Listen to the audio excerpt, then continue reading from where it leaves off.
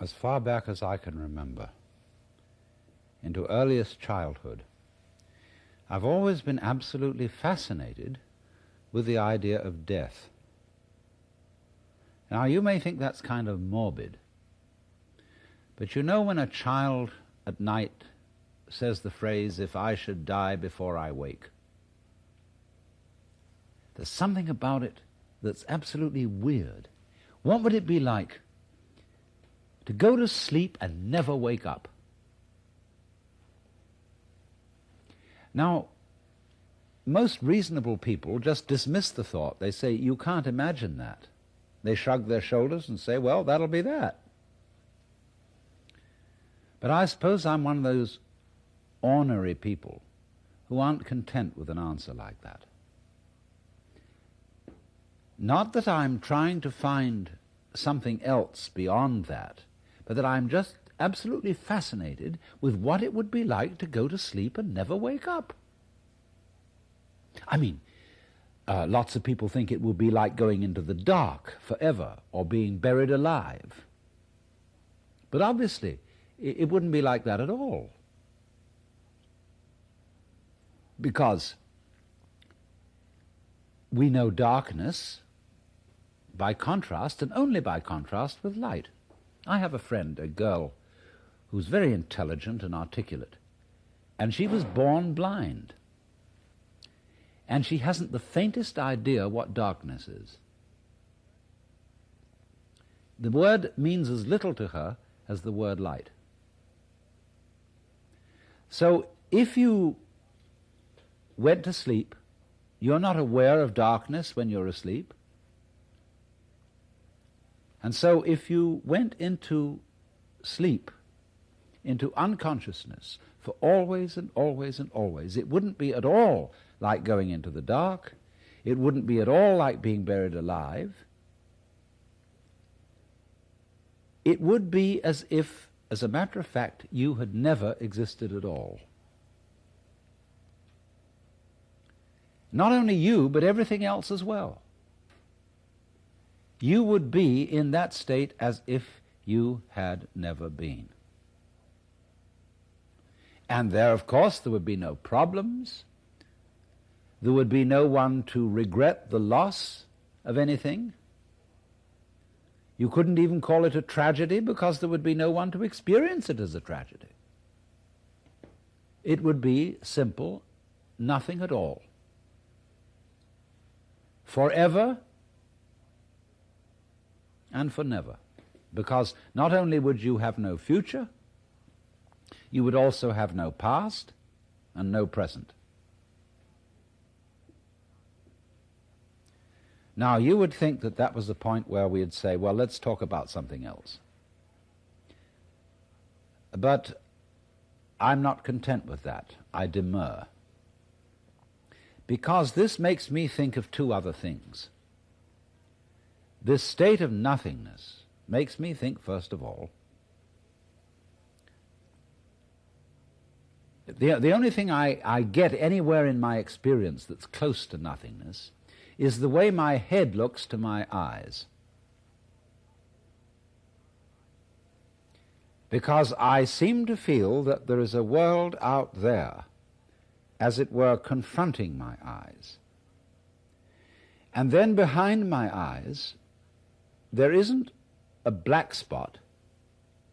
There isn't even a hazy spot. There's nothing at all. I'm not aware of my head, as it were, as a black hole in the middle of all this luminous visual experience. It doesn't even have very clear edges because the field of vision is an oval. And if I run my fingers along my field of vision, it's like this. And this is the point where my fingers just disappear from sight. Vague-edged. But then behind this oval of vision, there is nothing at all. Just from the sense of sight. Of course, if I use my fingers and touch, I can feel something behind my eyes. But if I use the sense of sight alone, there's just nothing there at all. Now, nevertheless, out of that blankness I see. Well, that's the first thing it makes me think of. Now, the next thing it makes me think of is this. If, when I'm dead, I am as if I never had been, then that's the way I was before I was born. Because just as if I try to go back behind my eyes and find what is there, I come to a blank. If I try to remember back and back and back and back, I've got my earliest memories, and then behind them, nothing. Total blank.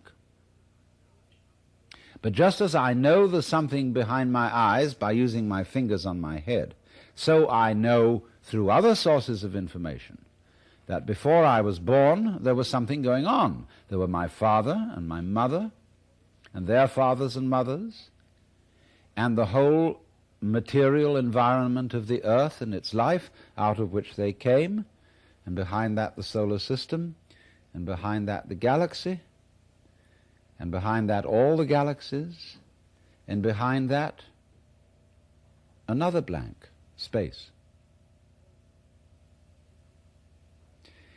So I reason that if I go back when I'm dead to the state where I was before I was born, couldn't I happen again? You know, what has happened once can very well happen again. If it happened once, it's extraordinary. And it's not really very much more extraordinary if it happened all over again.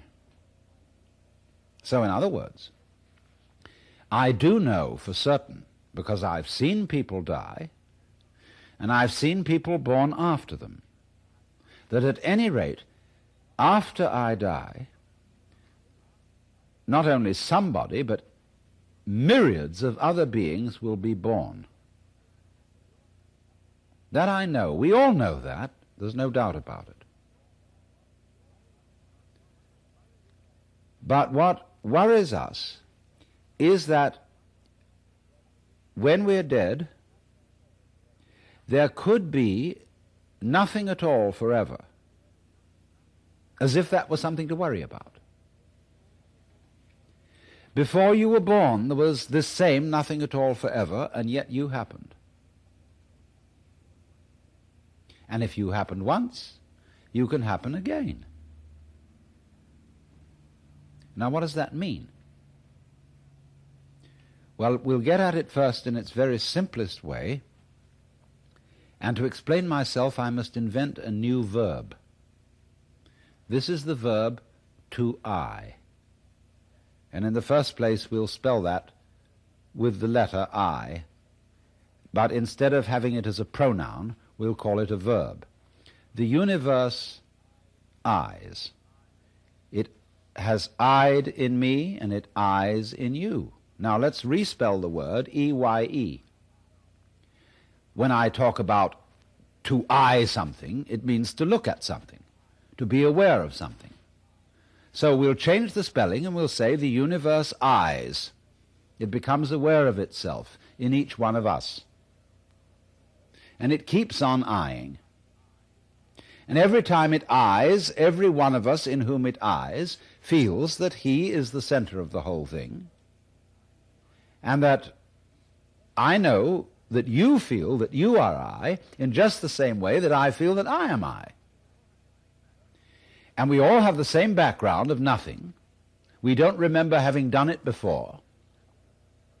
And yet it has been done before, again and again and again, not only before in time, but all around us everywhere else in space everybody is the universe eyeing. Now look, let me try and make this clearer in this way. When I say it's the universe eyeing, who is eyeing? What do you mean by I? Well, there are two things you can mean by it. On the one hand, you can mean what's called your ego, your personality. But that's not your real eyeing, because your personality is your idea of yourself. It's your image of yourself. And that's made up of how you feel yourself, how you think about yourself, thrown in with what all your friends and relations have told you about yourself. So your image of yourself, however, obviously isn't you any more than your photograph is you, or any more than the image of anything is it.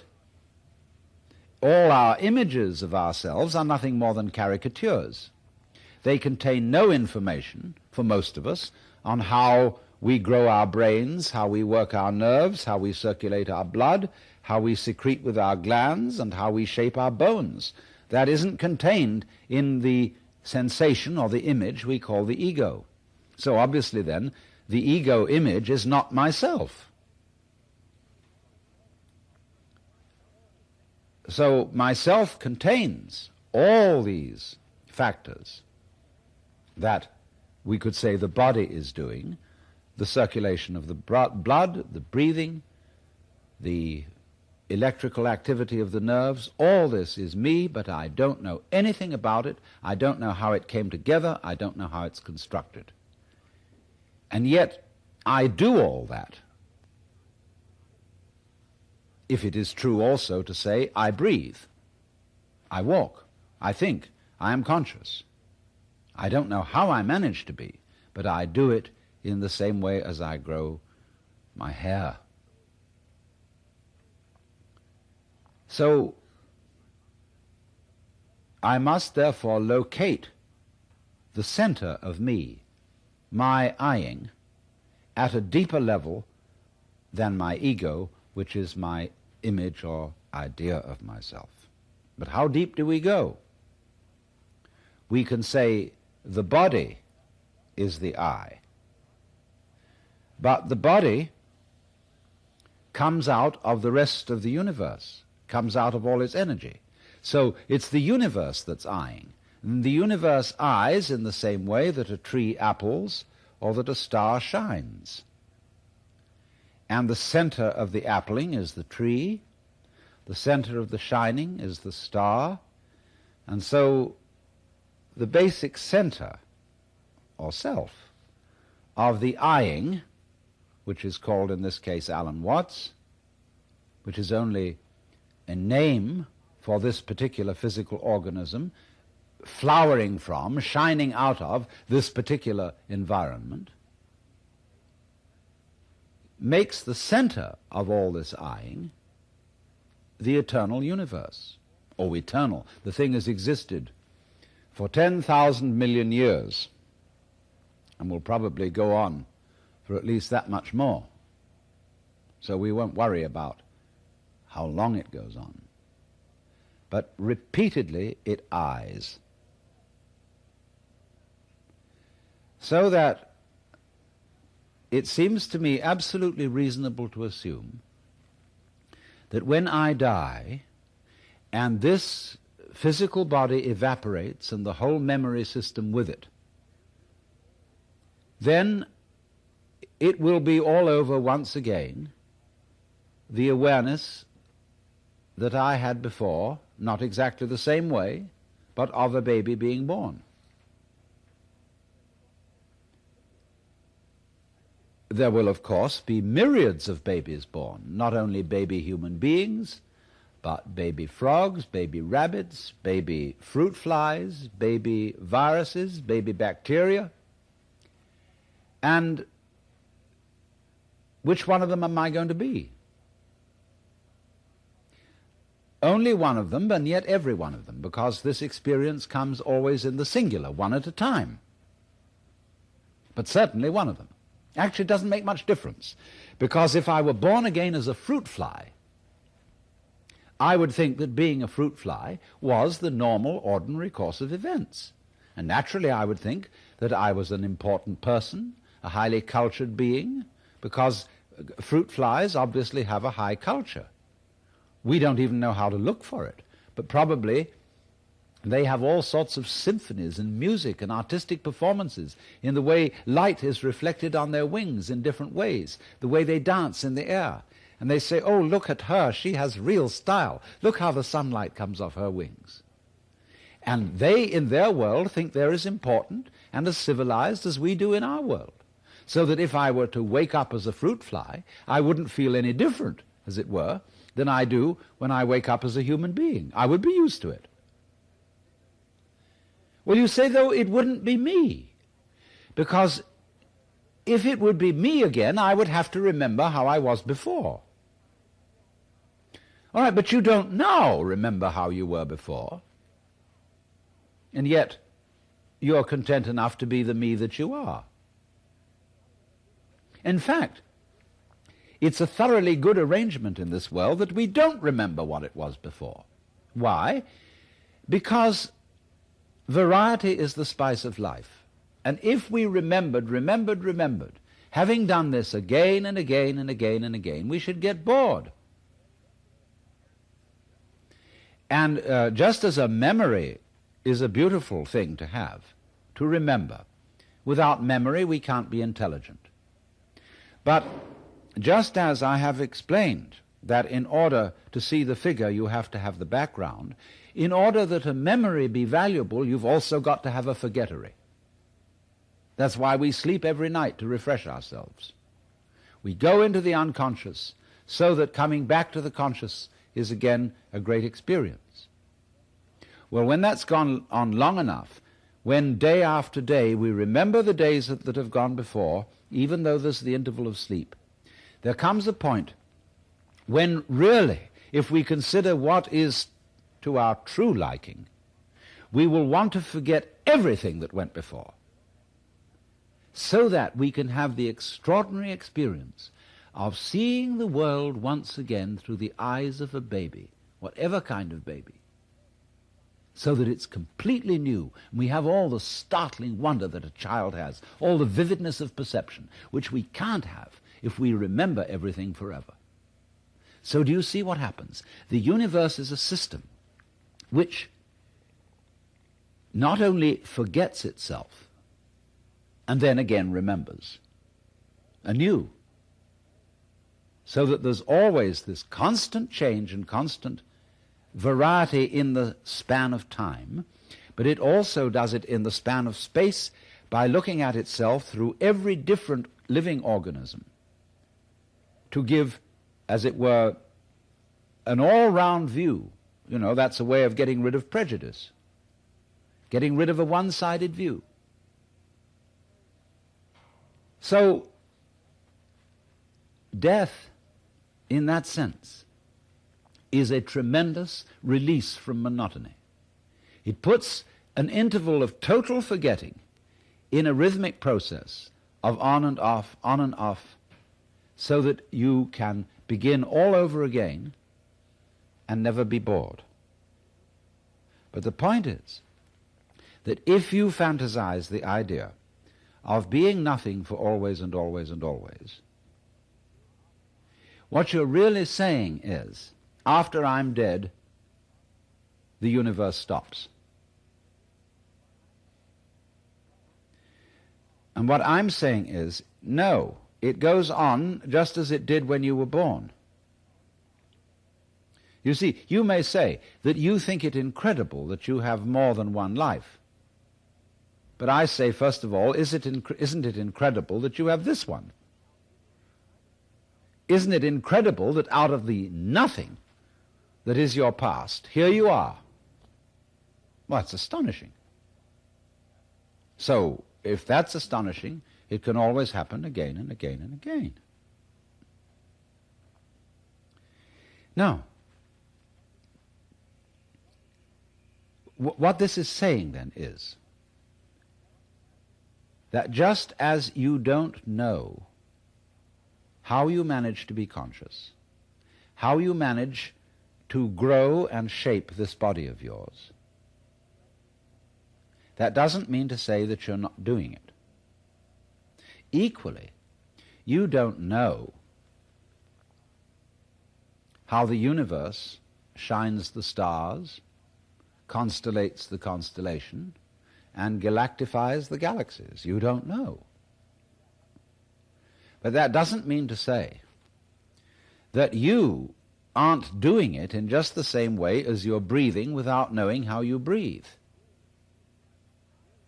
If I say really and truly, I am this whole universe. Or put it in another way, this particular organism is an eyeing being done by the whole universe. And somebody could say to me, well, who the hell do you think you are? Are you God? Do you warm up the galaxies? Canst thou bind the sweet influences of the Pleiades or loosen the bonds of Orion? And I reply to that, who the hell do you think you are? Can you tell me how you grow your brain, how you shape your eyeballs, and how you manage to see? Well, if you can't tell me that, I can't tell you how I warm up the galaxy. Only I've located the center of myself at a deeper and a more universal level than we are in our culture accustomed to do. So then, if that universal energy is the real me, the real self which eyes as all these different organisms spread out in different spaces or places and happening again and again and again at different times, we've got a marvelous system going in which you can be eternally surprised.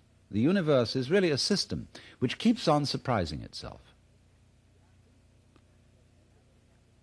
The ambition that many of us have, especially in an age of technological competence, to have everything under our control, is a false ambition, because you've only got to think for one moment, what would it be like if you did really know and control everything? Supposing we had a super colossal technology which could go to our wildest dreams of technological competence, so that everything that is going to happen would be foreknown, predicted, and everything would be under our control. Why, you know, it would be like making love to a plastic woman. There would be no surprise in it, no sudden answering touch, as when we touch another human being, it's not like touching something made of plastic. There comes out a response, something unexpected. And that's what we really want. When we want to relate to the other. You see, you can't experience the feeling you call self unless it's in contrast with the feeling of other. It's like known and unknown, light and dark, positive and negative. Other is necessary in order for you to feel self. So then, isn't that the arrangement you want? And so in the same way, couldn't you say the arrangement you want is not to remember? Memory is always, remember, a form of control. I've got it in mind, I remember it, I know your number. You're under control. Now, if you go on remembering and remembering and remembering, it's like writing on a piece of paper and going on writing and writing and writing until there's no white space left on the paper. Your memory is filled up. And so you need to wipe it all clean so that you have a white paper all over again and can begin to write on it once more. So that's what death does for us. It wipes the slate clean, and also, looking at it from the point of view of population and the human organism on the planet, it keeps cleaning us out.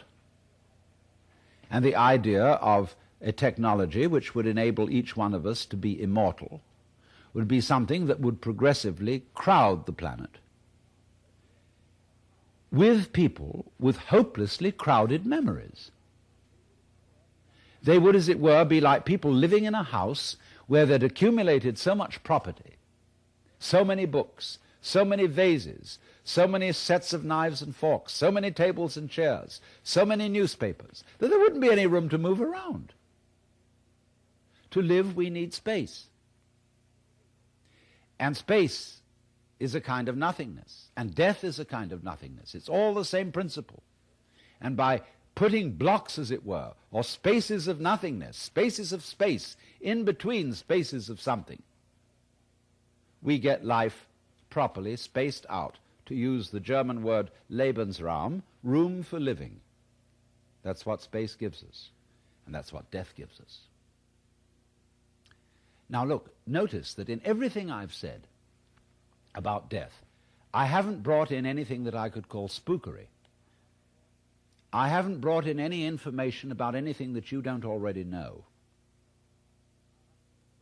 I haven't invoked any mysterious knowledge about souls, memory of former lives, anything like that. I've just talked about it in terms that we already know, so that if you say, well, all this idea that people have of life beyond the grave is just wishful thinking, I say, okay, I'll grant that. Let's assume that that is wishful thinking, and that when we are dead, there just won't be anything. See? Let's face that fact. That'll be the end. Now, notice, first of all, that's the worst thing you've got to fear. Does it frighten you? Who's going to be afraid? Supposing it ends, no more problems. But then, you will see that this nothingness, if you followed my argument, is something, as it were, you bounce off from again, just as you bounced in the first place when you were born. You bounced out of nothingness. Nothingness is a kind of bounce, because it implies, the nothing implies something. So you bounce back. All new, all different, nothing to compare it with before. A refreshing experience. And if, therefore, you get this sense, just like you've got the sense of nothing behind your eyes, get the sense of nothingness, very powerful, frisky nothingness, underlying your whole being. And there's nothing in that nothing to be afraid of. Then, with that sense, you can come on like a person for whom the rest of life is gravy because you're already dead. You know you're going to die. We say there's one thing certain, which is death and taxes. And the death of each one of us now is as certain as it would be if we were going to die 5 minutes from now. So where's your anxiety? Where's your hang-up? Regard yourself as dead already, so that you have nothing to lose. Turkish proverb says, he who sleeps on the floor will not fall out of bed. So in the same way, the person who regards himself as already dead, therefore you are virtually nothing. 100 years from now, you'll be a handful of dust. That'll be for real. All right, act on that reality. And out of that nothing, you will suddenly surprise yourself that the more you know you're nothing, the more you'll amount to something.